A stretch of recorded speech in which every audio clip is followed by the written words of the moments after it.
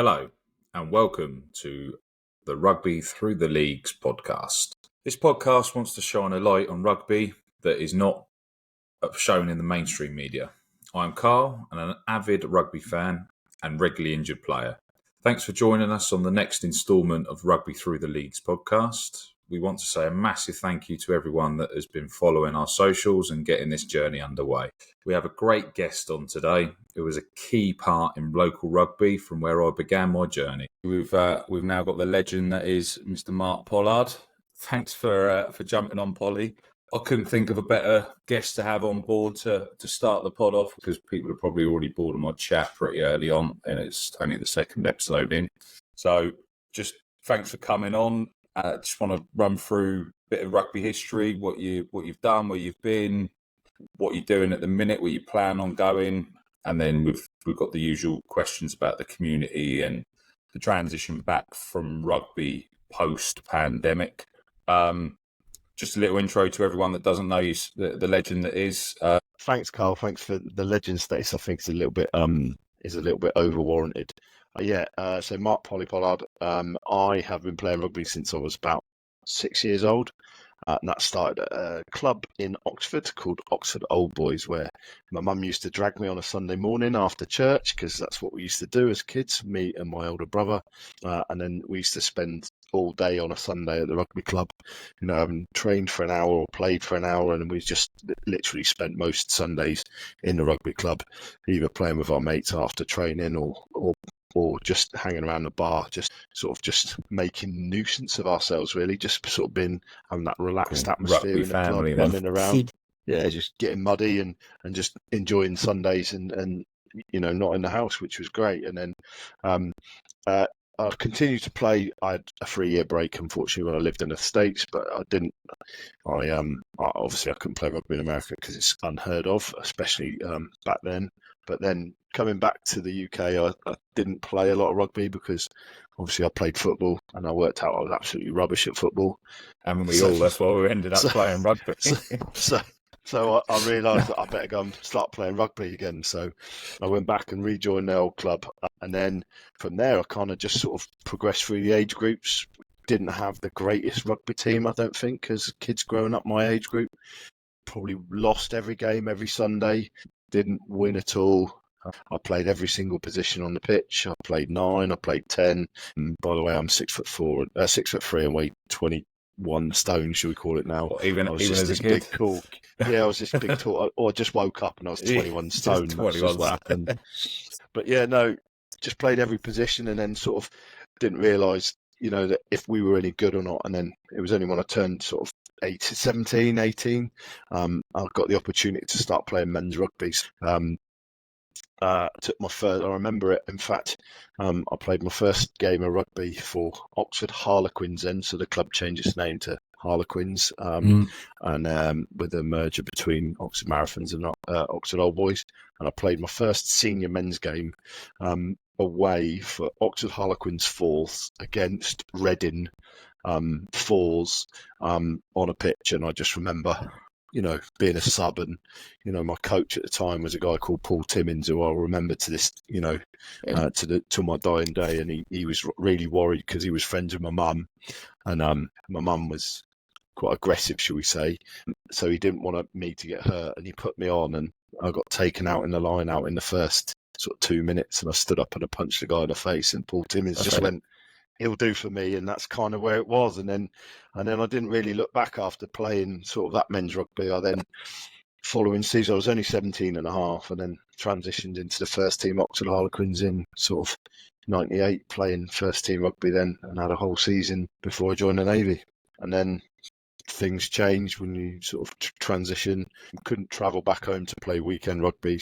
I ended up joining United Services Portsmouth.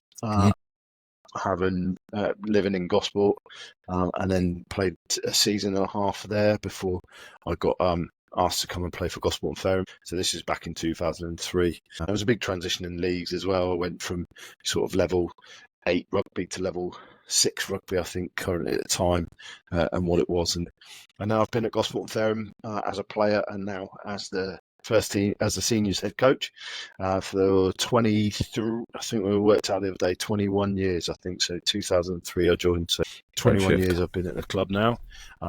Played first team, second team, coached first team, second team, captained the first team as well, which is one of my highlights of my career as well. So been all the way up and down the leagues.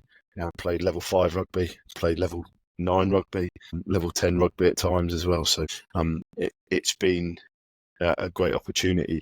And then in that time, I've also had the opportunity to represent some of the Navy sides as well. So not the same Navy seniors, but the Navy veteran team, the Fleet Air Arm team, and some of the commands that I played. So I've had a great opportunity to play rugby, not just in here as well. So out of that, obviously, you've gone up and down so. You've gone up and down the leagues a little bit there.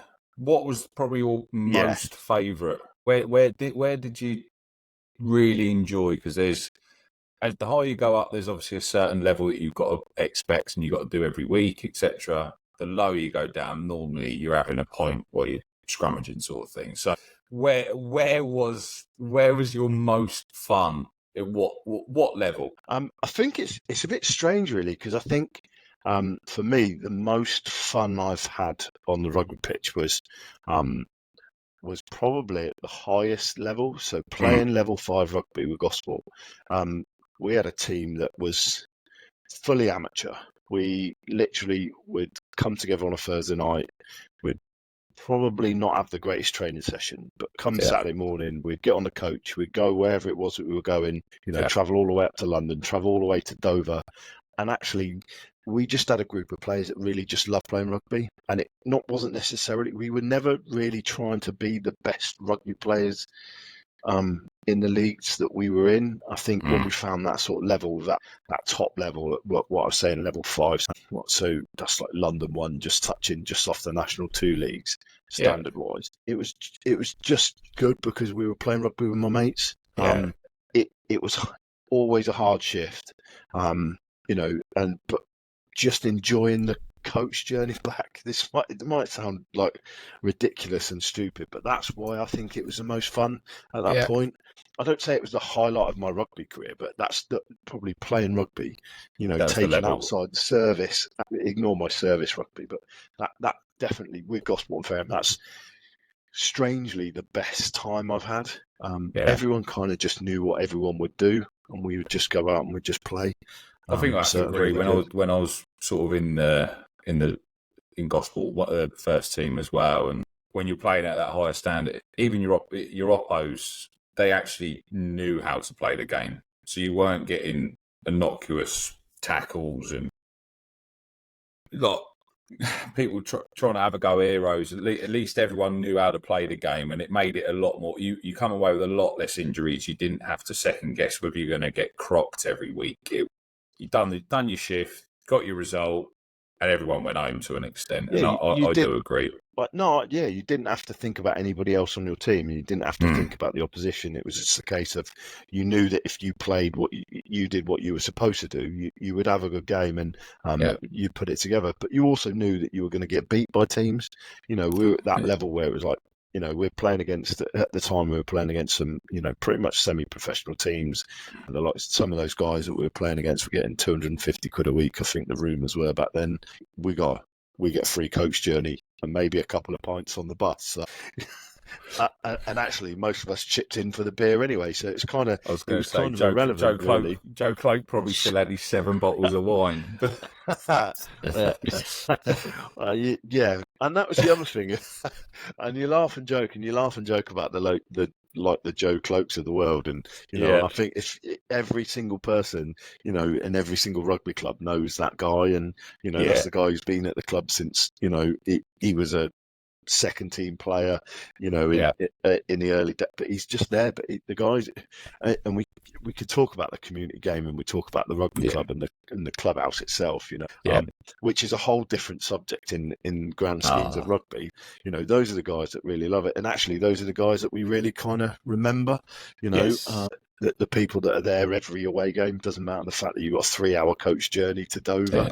When you're getting on the coach at 9 o'clock in the morning, there's 3 old guys sat there with their pork, their wine, their cheese, and they're like, "We're coming," and it's like, that's cool, that's great. And then they're the ones you need.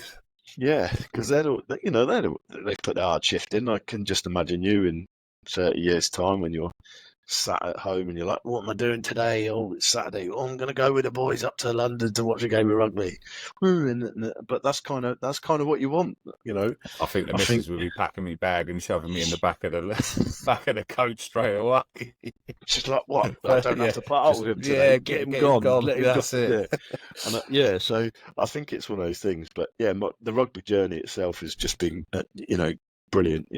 The joys of playing different standards as well is absolutely brilliant as well. So, putting your boots on for the second team and, in counties 5 or counties 4, whatever it is, and, just going to have a run around and have a laugh is also part and parcel of rugby in itself. So obviously with your service stuff, you must have had some run ashores in some places to play rugby. Did you get a chance when you were when you got off, or was it more definitely. that you played rugby in the bar? No, the thing is I was fortunate enough to be on Invincible and Art Royal twice. So whenever we went anywhere, we always went with a rugby team. And the rugby team was either, it might be one morning that we'd pull alongside and you got to run around the ship just trying to find 15 people. And then other days you sat there when you got a coach and you got 52 seaters, 52-seater coach and you got 64 players. You're like, hang on a minute, what's going on here? But yeah, no, I'm fortunate enough to have played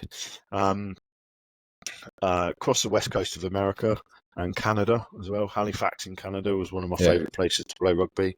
Played in Holland. Just outside Amsterdam. That was probably, in terms of rugby touring events, that was probably one of the best days. Because it started with drinking before the game. Because we'd been in Amsterdam, I think, for 3 days already. So you can imagine it was pretty rough. And then we woke up the next morning. It was like, let's all go and play some rugby. And there was a team there. They were very good at hosting. I think the Dutch just do I think the Dutch are some of the best hosts in the world. I think we had 50. I think we had 25 players turn up, but there was 50 people on the coach, and they had sort of 25 players. Yeah, 25 Joe Cloak. 25 Joe Cloak. No, and it wasn't then, and because the rugby club wasn't that far away, I think it was only sort of 4 miles out of town, out the town centre we were. Was that local? Did you play like local teams over in America and Canada? Is there much? So when we played, the whole point of the podcast is we're trying to shine that light on grassroots to understand that there has been. So what sort of years? When was this done? What level do you think they were at? Oh yeah, so played in Amsterdam in 2000. Would have been 2006, maybe end of 2006. I think that was. And I think the standard of rugby then was they treated this very much like a touring side.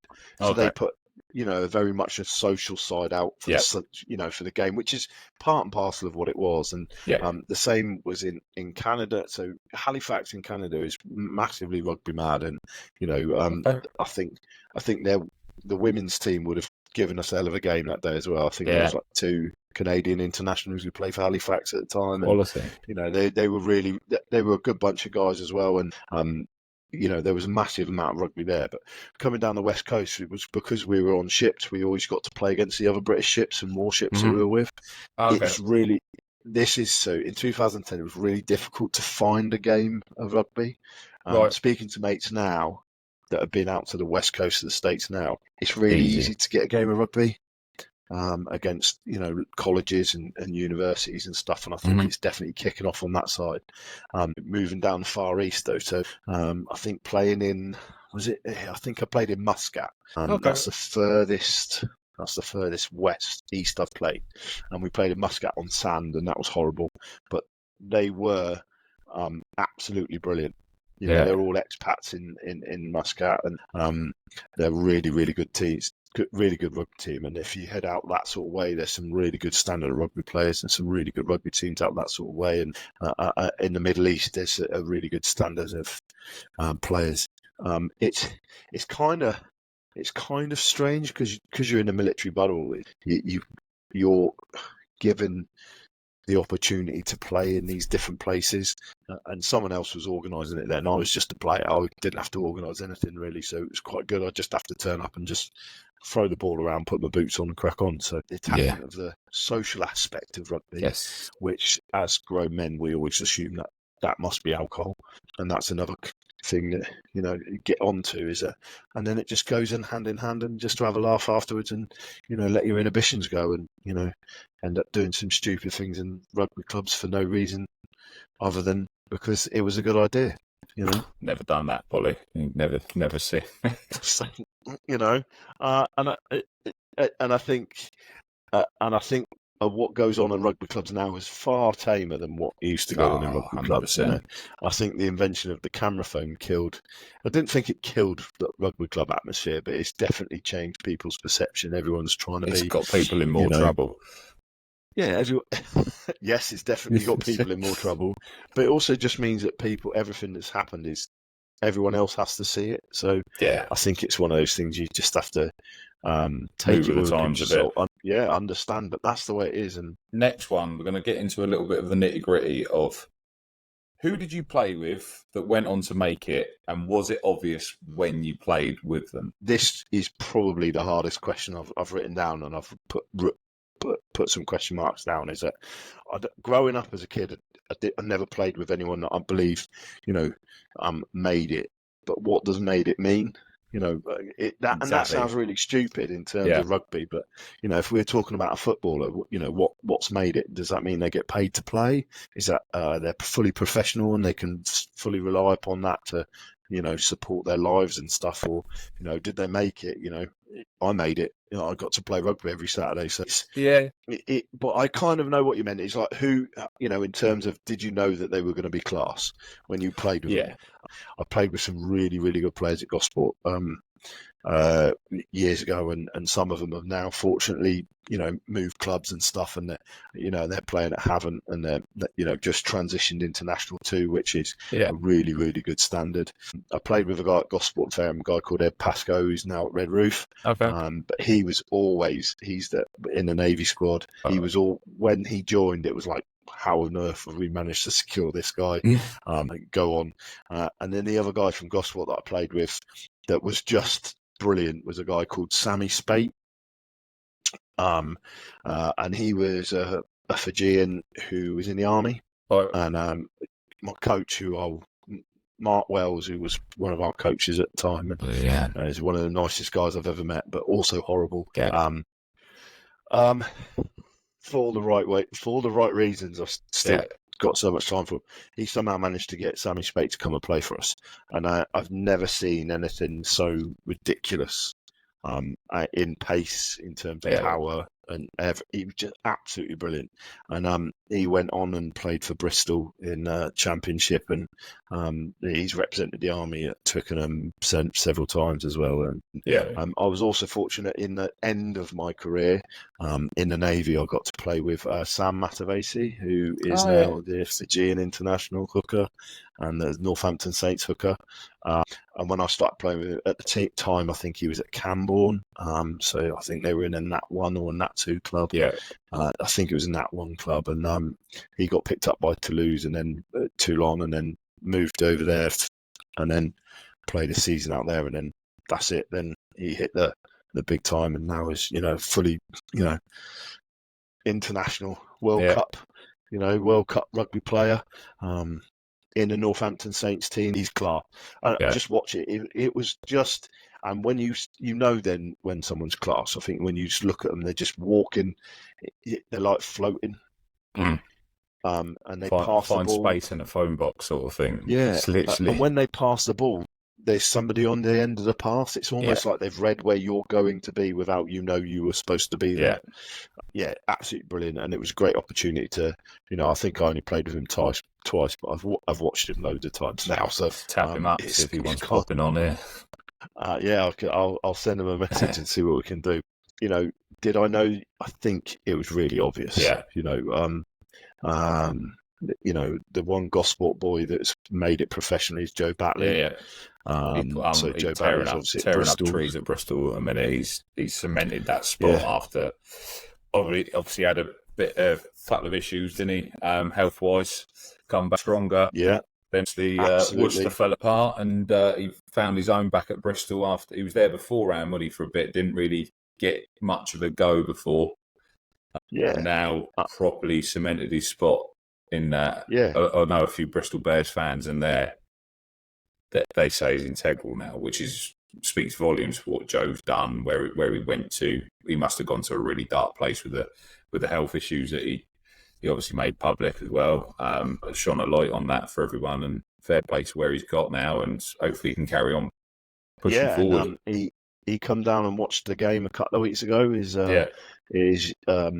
His brother was playing for the Twos away at Trojans 2 weeks ago, I think it was. Nice. So Joe came down and watched, and ones and twos were playing on the pitch, and he's always been he's actually been really helpful. He comes down in the summer as coaches and bits, doesn't he, in the summer, a training session in the summer for us. And I know if I've got a question or a query or got something else, I can always message him. And it's been to see the gap and that gulf, which it is just the competency. I think it is. I think that's kind of I guess that's the right word to use. It is the competency level of these players is completely different, and it's the speed at which they see it happening is the key thing, really. So, in terms of those who can make it, it's pretty obvious. Also, for Joe, it definitely helps that he was like 6'7" at 12 or whatever it was. So big boy, big guy, strong. Yeah. But do you know what the other thing is? The dedication it takes for those players to make it. So it's not just the natural ability. It's just like looking at it and those who are going to make it wake up first. They're at the gym. Yeah. They're at the club. They're passing the ball around. They're running. It's that level of commitment that is the key thing, I believe, in especially rugby at, sort of the lower standards. You have to be fully committed. Yeah. To be able to push on and progress. That leads us on to the next one then. Who did you play with and didn't make it, and why? But should have. But should have made it, because I wrote this down. I actually wrote down and go, I don't think you ever don't make it. That's my personal opinion. I don't think nobody ever doesn't make it. But like in football, there's the ones that run that round. One guy. The one guy that's you always know somebody's had trials at West Ham, but you also know that one guy that turned up and literally was that good. Yeah, I've got a story. It's not my story, so it's a second-hand story, but it's about a good mate of mine, and I won't mention his name because I don't think that's fair. I don't think that's fair. He at 16 years old, he had England trials, so he was playing at a private school. Absolutely brilliant rugby player, but the England trials were on New Year's Day. If as a coach now, I look back and go, well, yeah, those who want to be committed are gonna turn up, and and I think it's different then. So this is going back some years. I think he was going to bed early, and he was going to have an early night to go to the England trials, and then I think he turned up at a house party at about 10 o'clock. Just went, and then he missed out on it. And I don't think he ever didn't not make it. I just don't think never hit the heights of where he could or should have been. Absolutely, but I think that's just one highlight. It's still one of the best rugby players I've ever played with. I think you're talking about wasted talent. Yeah, I think rugby is that sort of, because there is you literally got the Prem, and then you've got the Championship, and then kind of that's close to Championship is still sort of half and half. So I think unless you're on that upper echelon and you're in that perfect fit and get into a Premier team like Joe's managed to do, I think a lot of people have their own heights have made it, as you say. I think if you're able to put in a shift for 20 odd years for the same team and get picked and know you can still do it, that's made it at that level. And I think rugby has that stamp, whereas football, a lot of people class it as you made it if you're a pro, or you make your living off that. Whereas rugby's so open, and because there is a path to professionalism, but we're still effectively an amateur game. Is that fair? Yeah, I just don't think. I just don't think that there's enough out there in terms of being financially viable for it to be you turn around and make it, because you're can't. talking sort of top 1% of players. Yeah.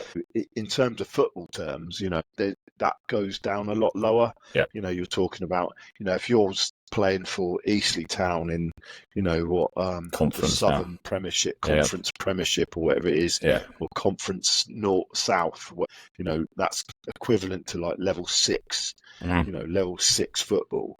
You've made it. Some of those guys are earning enough money to pay, where they're training 5 days a week, playing on a Saturday.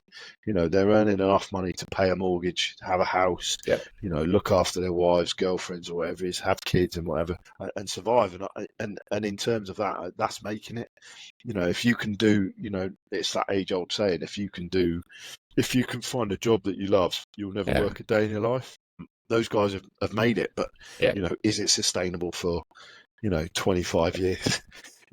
Some of them will no doubt go into having to find a job post football and post sport and what have you. And I think it's a lot harder to do. But anybody who makes it as a professional sportsman, I absolutely doff my cap at, because they didn't wake up one day and become a professional sportsman. Is that they woke up every day and worked their fucking asses off to make sure that they were the first in the gym, that they were the best at what they were doing, and that when they looked around, they went, I need to be doing that. I need to be doing that, and they developed themselves. But at what age does that start? I disagree with how, or I don't agree with how rugby does it with the Premiership DPP, development pathway players.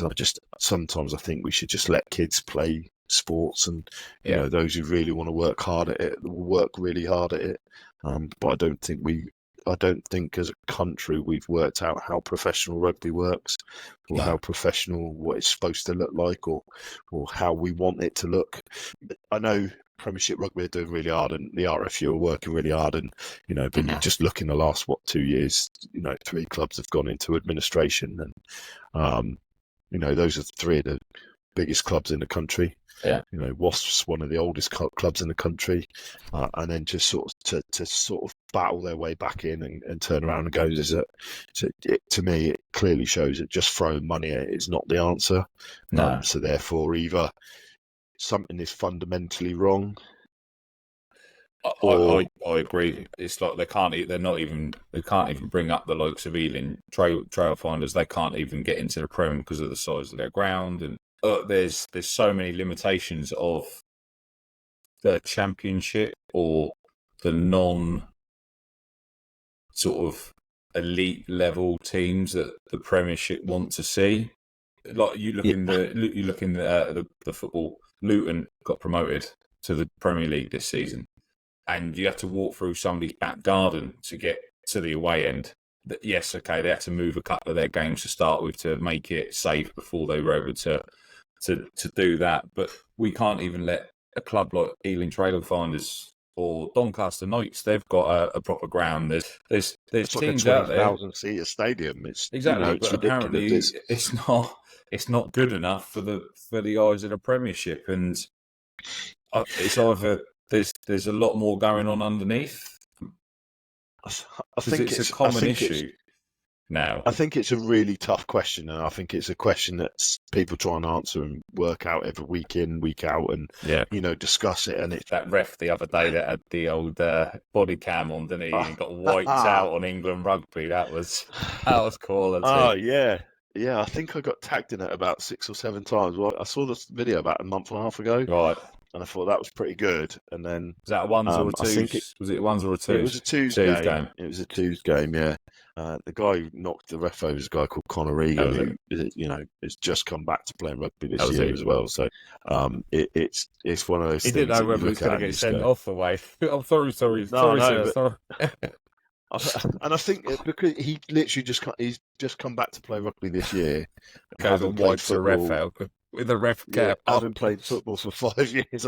But then again, I think it's because it's made the RFU page this week, hasn't it? Yeah. And I've been reading some comments on there about this page should be for England, and I'm like, it goes back to goes back to the issue between supporters and everything else. Is that England rugby is the best rugby. International rugby is the best rugby. Yeah. If someone says to me, "What rugby are you going to watch?" I'll choose to watch international rugby over club rugby. Stand fast watching Gosport and Fareham, but because it's the right standard, and unfortunately we can't. Is that because it's replicate that easier? standard. Is it because it's easier to access though? If you had other games to view, like we all committed to England. I completely understand that. You're always going to end up watching an England game, but if you had more availability to other stuff, would you dabble if you were bored rather than putting on Coronation Street? Would you chuck? Genuinely believe I agree with you, because I watched the Northampton Saints game the other week in Champions Cup because it was on Channel 4. TV. Yeah, it was on channel ITV, I think it was. Yeah, And I've watched 3 European games this season because it's been on terrestrial TV. Yeah, but because rugby consumes 4 days a week of my life. You only get so much time. I'm out of the house on a Tuesday at 6:00. Don't get in until sort of 9:30, 10. Thursday's the same. Yeah. Saturday I'm out. So if kickoff's at 3, we're meeting at the club at 1:30. Yeah. I'll like to be there at 1. You normally stop for I'll a go coffee for a on the way beforehand. there. Yeah. So I'm leaving the house at sort of 12:00, 11:00. Early kickoffs in the winter at 2:00 in the afternoon. Yeah.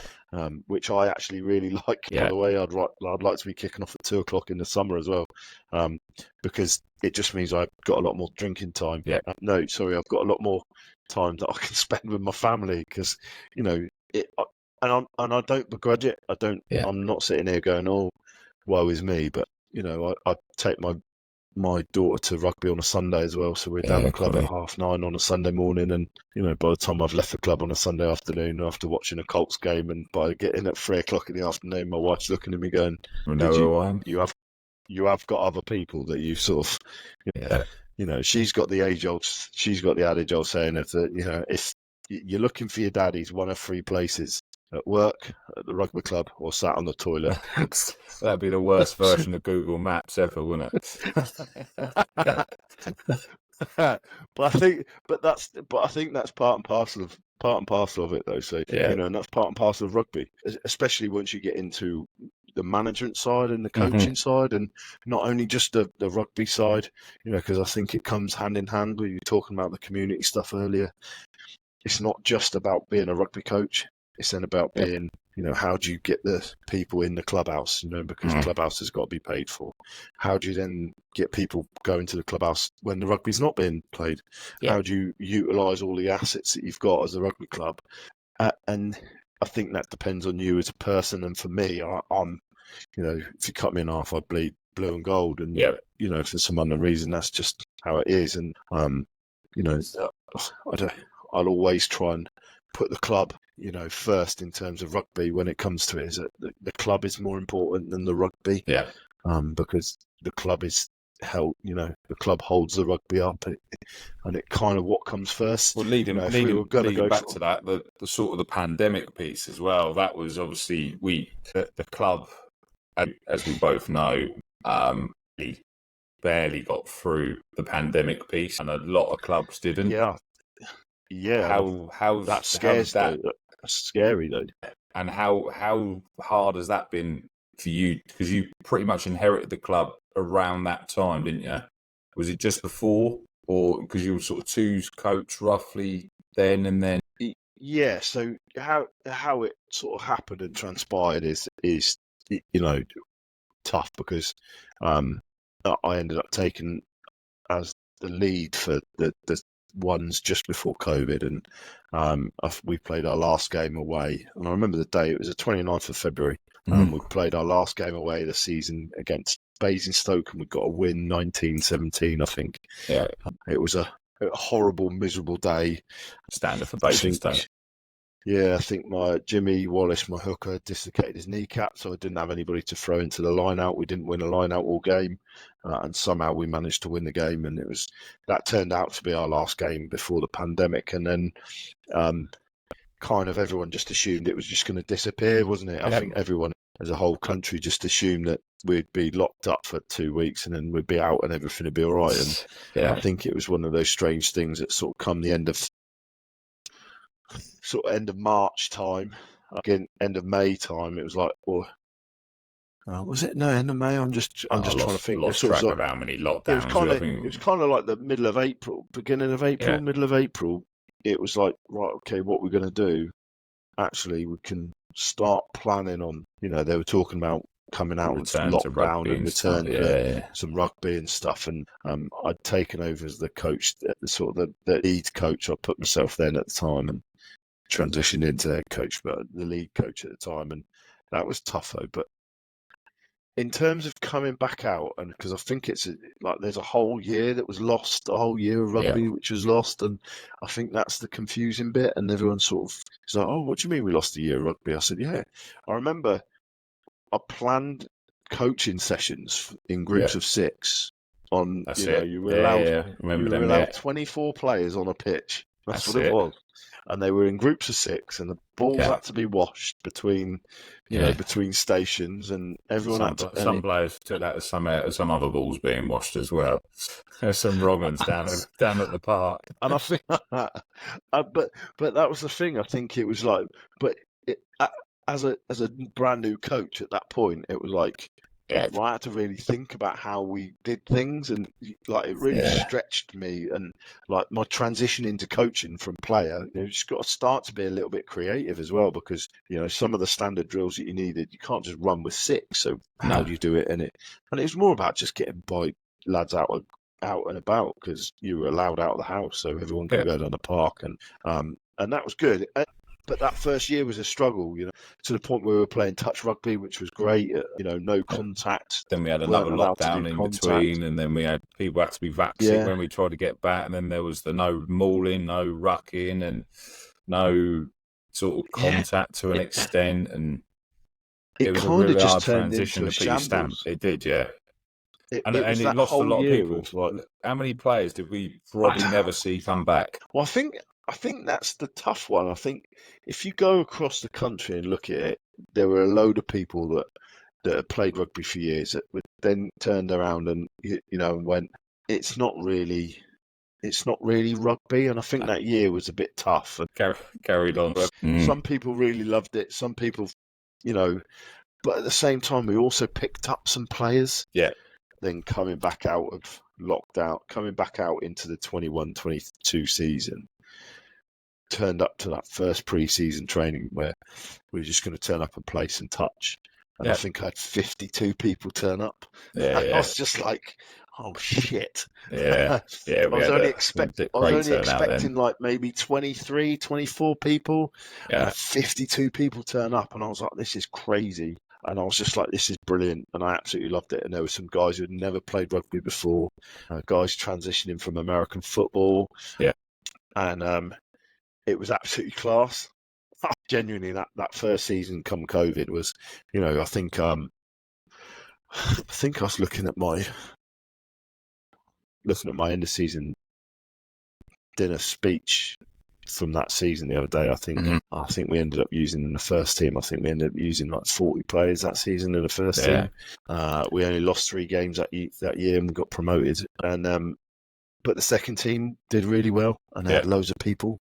So for me, like that first year out of COVID, because that's what I talk about, not the year which was lost because we didn't really play rugby. No, we lost a load of people for that, but those were that people got used to having Saturdays. And I think we used to have a really strong thing for me. Threes team as well at Gospel, didn't we? And that was completely decimated. Social rugby was decimated. Yeah, because it was you either did it properly or you didn't do it at all. I think a lot of clubs have also disappeared. Like Farnborough, they sort of disappeared last season or the season before, and a lot of clubs they just fell down the leagues. Yeah. And then they were struggling to get 10 players out. And then the likes of Heathens used to have two decent teams they're down to one team now, aren't they? Pretty much. And no, they've managed to pick up. So their first they team managed of to turn it around a yeah. bit. So shout out to Fareham Heathens. They've massive to shout out this year. They decided not to drop into a counties league, counties 4 league, and they stayed in the London league, and they've done really well this season. Quality. Which is, I doff my cap to their first team, and their second team have tried to get out as many games as they possibly can. But it is tough. People's work commitments are a lot more. A lot of people are now self-employed, and it's really hard if you get injured. Pick up an injury and you can't work for 2 weeks. And unfortunately, sports insurance is really expensive. Yeah, and it doesn't cover everything that people actually need either. So it's kind of just a wasted tax on somebody trying to protect their livelihood. I think that probably also is another thing that people make that decision not to play the game as well, because the NHS doesn't really exist either at the minute. It's in a dire straits, so you struggle to get anything done correctly, can't get a doctor's appointment, etc. So people probably make that decision: do I go and put myself at risk on a Saturday, and then end up with 4 to 6 weeks off and not able to work properly, and then, or do I carry on with my normal life and don't have that level? And it's a hard place to be and a hard place to see, especially with me and yourself, how much you love the game and how much Saturdays and other days during the week are built around it. It's hard to find that normality, but you can understand where people do fall back into that. This is a luxury now for a lot of people rather than a necessity for getting out of the house. Yeah, I think, and it's really strange because, my wife is fully supportive, she's the first person to, when I was playing, she never missed a home game. Every game I played, but every game I played and I was at home, she was always there watching. Did I tell you that story about enjoy it? My missus, she turned up to watch me. She stood there watching the ones I was playing in the twos on the other side of the golf. She couldn't spot you on the pitch. Blind as a bat. She's like, I'm pretty sure he's definitely not there. And then somebody goes, "Oh, Cole's playing over there." She goes, "Oh, is he? I wonder what I can see."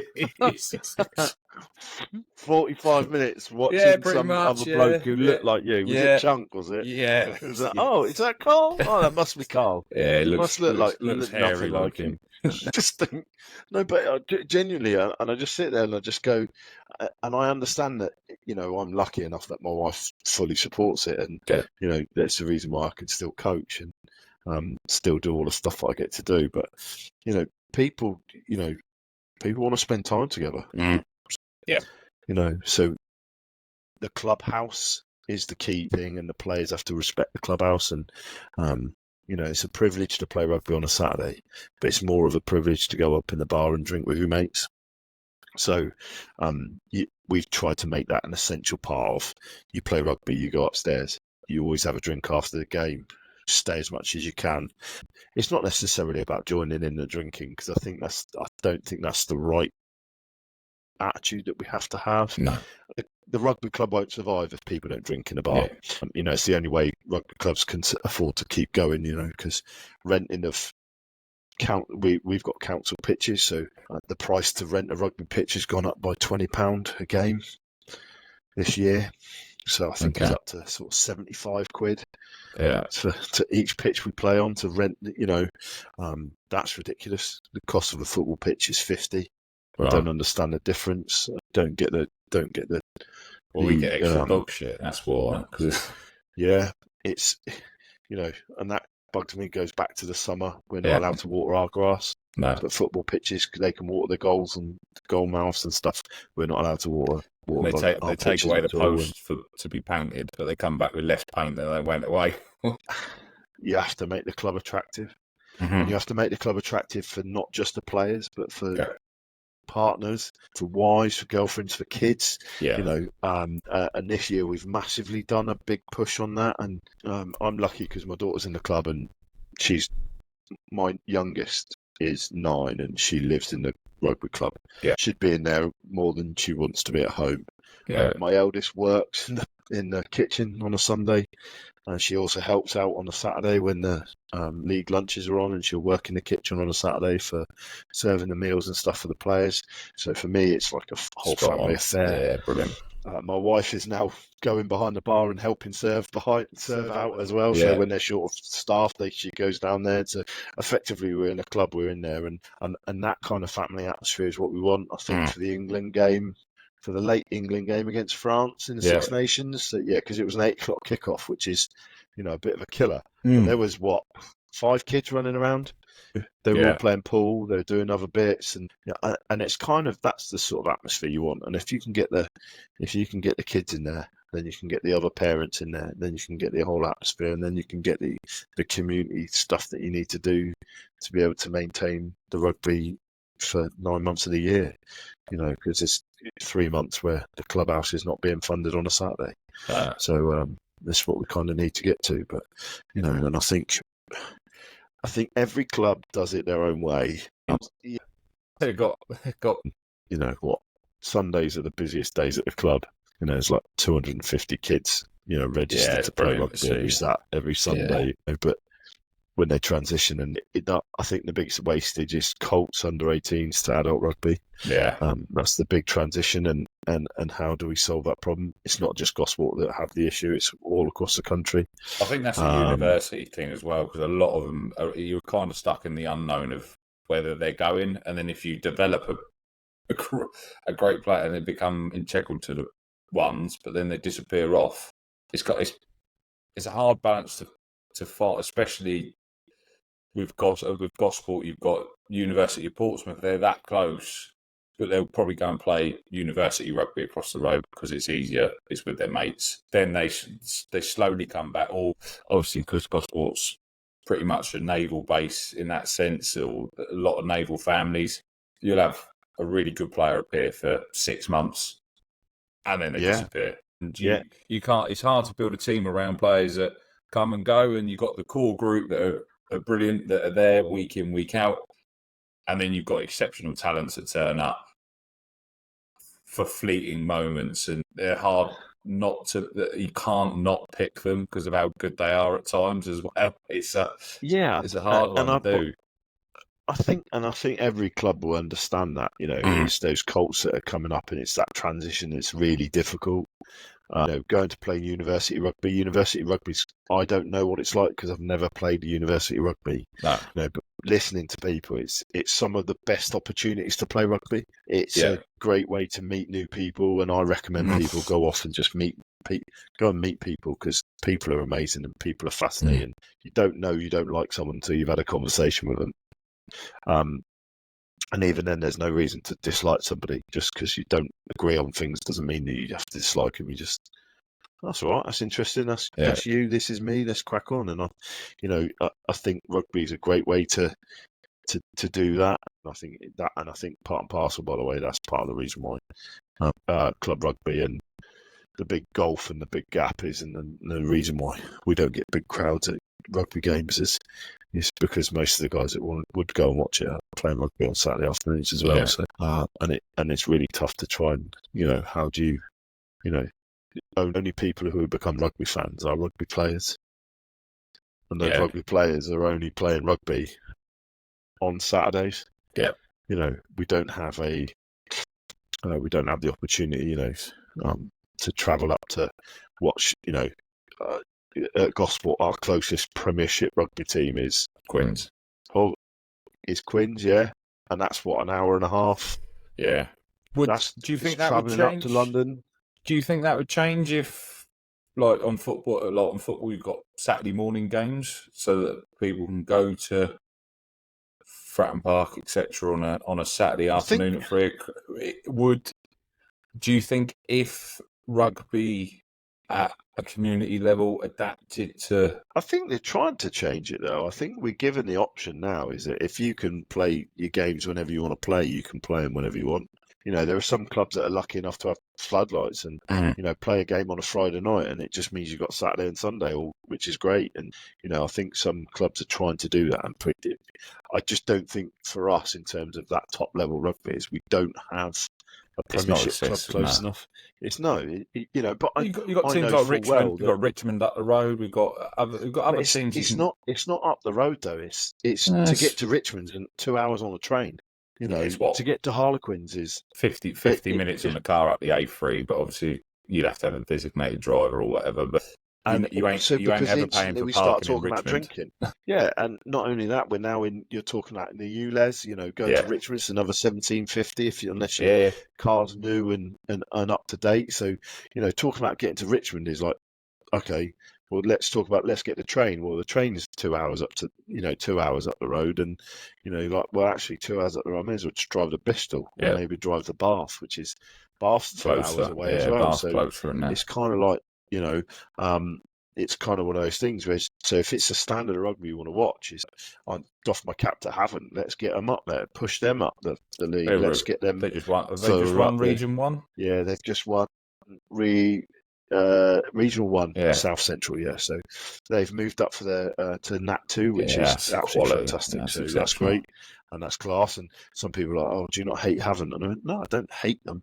On the pitch is different. I think there's that common rivalry, and I think that's perfectly acceptable to have. But what they've done up there is Will Knight's done up there is absolutely brilliant. And he's been there for 11 years, and they've got a goal, they've got a plan. My old club back in Oxford Harlequins, they've just been promoted into Nat 2 as well for the first time ever in their history. So, and I watch a lot of other. And that's the thing is I see a lot of rugby because I've got lots of rugby friends. But that's absolutely fantastic. And it's about putting a plan in place. It's about where you want to go, how you want to get there. But then now the hard work starts for planning for the next season.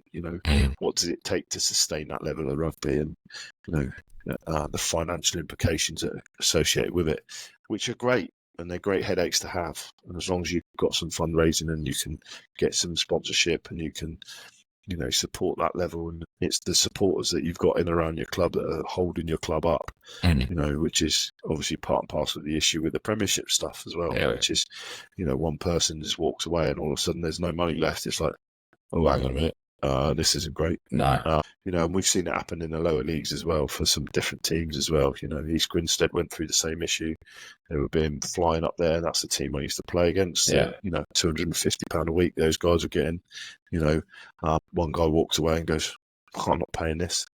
And then that's it. He went back in and was taking the doors off the changing rooms and stuff, wasn't he? Yeah, falling out with the down, everything. The whole works, and it's like, well, that's kind of where you sit with how you do. And we went accessing free. So we had a bit of a bad run from Christmas, and we just managed to turn it around now. So I think we're 1, 2, 3 wins on a bounce. I think we're at. Yeah. So and then go for second round of Papa John's Cup this weekend. Yeah, away at Portsmouth. So it's an opportunity to nice local derby. Yeah, we're 1 each for the season. Yeah. They beat us at home, and then we beat them away, which was good.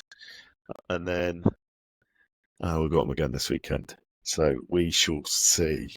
I'm excited. I'm confident.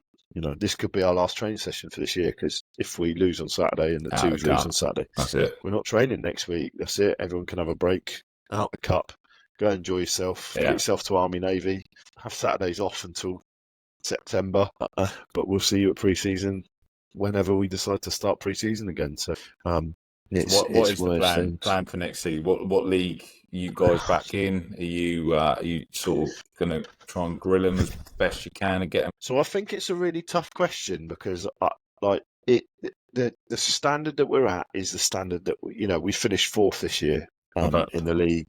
I think we finished fifth last year after we tailed off at the end of the season again last year. And I think it's always, my plan was that we'd finish in the top 4 this year. I think if we can get enough. Because Petersfield have inherited a lot of really good players as well again. And Petersfield have pretty much taken 4 or 5 players from Worthing and they've dropped down a couple of leagues. Well, I say it's a couple. It's like 3 leagues that they would have dropped down. So, but Liam Perkins, who's there, is doing a good job. Nice guy. He's an ex-Gosport guy. Yeah, I remember him. He's taken over as head coach. Oh, nice. He's doing good stuff up there. Yeah. But every club has to find what their level is. And you're talking about the transition period, or that from one league down to one league up is a big commitment level on a Saturday. So it's not just about winning next league. I could sit there and go, right, we're going to win the league next year. I want everyone at training Tuesdays, everyone at training Thursday. This is a standard of fitness I want you to be at. This is where I want you to be. This is what I want you to do. There's no, it's my way or the highway. And, I'll probably lose some players. So it's really tough to sort of ascertain what the guys want. And I'm open with the players anyway. And it's them. They make a collective decision. We'll see. But hopefully we've got some good teams, and we've got some hopefully, some good away days next year. So I think we've got Sandown. So I love going over to the Isle to play rugby. Decent crack. It's always a good day out. Because it's a good crack on the way back. Yeah. It's planes, trains, and automobiles to get to Sandown. I think it's 2 ferries and a train ride. And the train's not really a train, or it never used to be. It's a new train now. They've upgraded it. The Isle of Wight has upgraded their train service. They got rid of the ghost train. The bone rattler. Yeah, we turn up for a game with your limbs in your fucking bag afterwards. Yeah. But I loved that train though. It was one of the. That's why I loved travelling back from the island. Some of the worst places to go, like Ventnor's, it's a 3-hour travel journey to get to Ventnor. And then the last bus stops at 5 o'clock. We literally got stranded the other side of Ventnor after we beat them 40-12, and then they said, "Oh no, we can't give you a lift back," and we were like, 15 of us, and we turned up, not enough of us, and then we had to try and find a bus. We had to walk half hour to get a bus. You are literally the other side of the island, and everyone's like, the island's not that big. And I went, it's flipping massive. Yeah, 100%. But and then so from Ventnor, you've got to get a bus back to the Sandown to get on the train, to then get the train all the way back to Ryde, and then to. It is Ryde, isn't it? Right, and then you usually stop in the King Lad at the bottom. Yeah, bottom of the hill. Then you got the fast cat to get over, and then you're in Pompey, and it's like, well, I may as well go for a pint in Gunwharf. Obviously. May go to the Ship A, and may come across. And then by the time you get across you're like, well, you're in Emmers. We're in Gosport Town Centre now. You may as well go to Emmers. So it's just like, so I think it's one of those things but those are kind of the sort of things that make rugby. Yes. An away day is some of the key aspects of it. What a chat. And I think plenty to ponder through there as well, and a great insight to the lower tier of rugby and where it's gone, and the core of the rugby family, as you say, is generated usually within a rugby clubhouse. They're the live and die of what we want the club to be and what this game can offer to everyone else. And I know we joke about the likes of Joe Cloak, but they are the club through and through. They do everything. They give as much time up as possible, and the same for yourself and other coaches, and even the whole development for youth within the community as well is massive back in England. Over here, it's a big struggle at the minute, because the councils don't look on it as a sport in a sense. It's all football or gymnastics. Over in Javier at the minute, we can't even get a pitch because they tore up the rugby pitch to put a BMX track, but they're now building another BMX track and then keeping the other one as a spare, and you can't even have the rugby pitch back. It's miles apart. It's the fight for funding, isn't it? And and unfortunately, I suppose in your position is that success breeds success. Mm-hmm. And in terms of when you talk about funding at the highest level, at the lowest level, and you talk about grassroots, and where does the funding come from? In Spain, we are starting to see Spain as an international nation play some decent rugby, and they really, really come on. So I guess that should hopefully kick into gear. And I definitely think the Spanish Sevens team are doing really well as well. I think, but I think that's kind of one of those things. But how do you change the culture of a football mad country? And it's a hard transition. No idea, because by the time that we get to the World Cup over here, if that next World Cup comes around and Spain are in it, and then they realise the funding's there to go. We've probably missed the but it's the same with England. The funding level is obviously there, but numbers have dropped off since the 2003 World Cup win. Yeah, massively dropped off after COVID as well. I think if you look at the that was a RFU, killer as well. I think if we'd won the World Cup in 2019, we'd probably be having a different conversation. Now there'd probably still been a wave of euphoria all over again. Everyone wants to be Johnny Wilkinson when it back in 2003. yeah. But I think you could link it, but that goes back to success breeds success, Yeah. and I think you can go back to a home World Cup in 2015, and We've the punched it up. England, they didn't even get out of the group, Yeah. and it's like when you look at that and you turn around and go, oh, it wasn't that bad, and you go, well, yeah, it was pretty bad, Yeah. especially when you're the richest rugby nation in the world in terms of player pool and player availability. So unfortunately, although I'm very committed to the England team, I'm also very committed to Gosport and Fairham. I have to be committed to the England team because the England team and the RFU are the one who provide funding and provide grants for the clubs, and that's where our funding comes from. So I think we've managed to unlock some money in a grant fund for clubhouse stuff and things like that. Yeah. And I think we're the clubhouse has got to start looking at a different way. I think we're hopefully getting a new bar downstairs, which will allow us to have like a coffee shop, which allows us to use the function room upstairs on a Saturday, and the players can go down into the bar on a Saturday, so we can sort of have a dual stream of revenue coming in. Was that funding easy to come by, or have you had to lift many rocks to? It's not as accessible as it should be. You've got to ask the right questions and have the right password to get through to the magic key or something. Or I think you have to see the right email at the right time and click the link at exactly the right time. I think my chairman, Ian White, who is doing a wonderful job at trying to get as much stuff going in the right direction as possible. But also, I think it's also very difficult because as a chairman, you're talking about, I sit there and go, I've only got to manage 50 players. Yeah.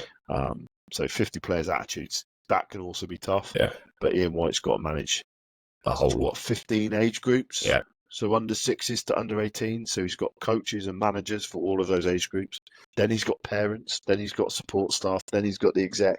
And yes, he's got an exec committee that he helps and there's there to help. But there's always going to be some kind of, I don't like this or I don't like that, and unfortunately that's life. Yeah. So we just kind of just got to move on and just got to get on with it. But it's really difficult to be able to do that.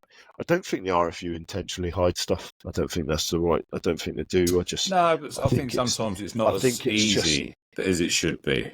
Like this is available, or even if they said it at the start of each year, this is available. Can you present a business case, or this is available if you do this, this, and this?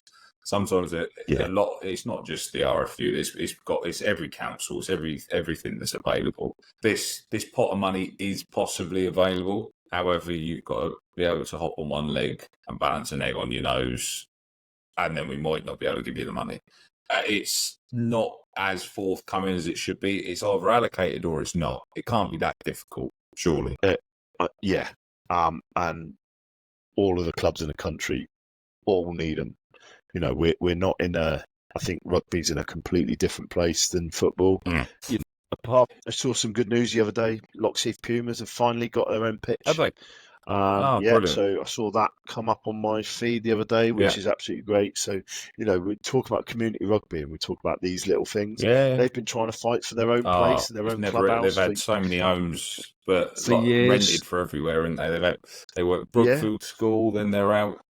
They borrowed ours for a little bit as well. It's just they've gone everywhere, and that's brilliant news that they've finally got somewhere to sort of put their flag down. Train them, and I think, and that's really good. And I think sometimes when you're building something from scratch, it's really easy to get behind it and keep it going. Yeah. But some other clubs around the county as well have done some really good work as well. So like Fawley have managed to come back with their new clubhouse and their new pitch and stuff. And there's some great work going on. And I think it's just about sharing it. So I think everyone needs to get onto their Facebook, just type in their local rugby club on Google and find all of their local rugby clubs. Just look at all of their Facebook pages, look at all of their websites, and then within a week, all you'll see is rugby stuff, and that's the easiest way to do it. That's where the funding's got to come from. It's got to come from somewhere, So, and unfortunately, I haven't won the lottery. So, as I said in the last podcast, like I think the rugby community thinks it's bigger than it actually is. I think we're a bit of a closed community. We're very big within ourselves, but to the rest of the outside world, I think we're bigger than what we are. I don't know. I don't know if I'd agree with you that we're big. That we think that we're bigger than we are. We're definitely an insular community. People who weren't brought up playing rugby or weren't brought up watching rugby don't have a tendency to go to rugby. No. But how do we break that barrier down? How do we find that transition? And that's what I'm saying. I think we are a big community, but I think that if you actually look at the breakdown of sports within the UK, etc., you've got football's probably the top. You've got cricket's probably more popular, but they've found a way of transitioning by bringing in the likes of T20 and does another form of quick rugby or some tens. I know World Rugby are now trying to push for the sevens a lot more and trying to potentially use that as the saviour of rugby. Is that the saviour of the community rugby in that sense? Is that quick sevens rugby? Is that the T20 of rugby that's going to bring the outside world to come and see us? I can't answer the question because I'm in the hole. Yeah, I'm fully in the circle. I don't need sevens. I don't need Rugby X. No. We do a great stuff on Friday night. We do touch rugby all through the summer on a Friday night. We turn up, don't have to have played rugby. All you have to do is be able to run forward and pass backwards. But that's our Friday night rugby is 13 and up. Yeah. So it doesn't matter what standard you are at. It's just come down, enjoy yourself, throw a ball around, and sort of see what happens. And that has brought a lot of people into rugby. That's brought a lot of kids into rugby. Because it's an opportunity to try it. Because you're not going to get hurt. Unless you slip and fall. Yeah. But there's no physical. There's no tackling. There's no rucking. There's no mauling. No. And it really is that simple. Run forwards, pass backwards, run around someone.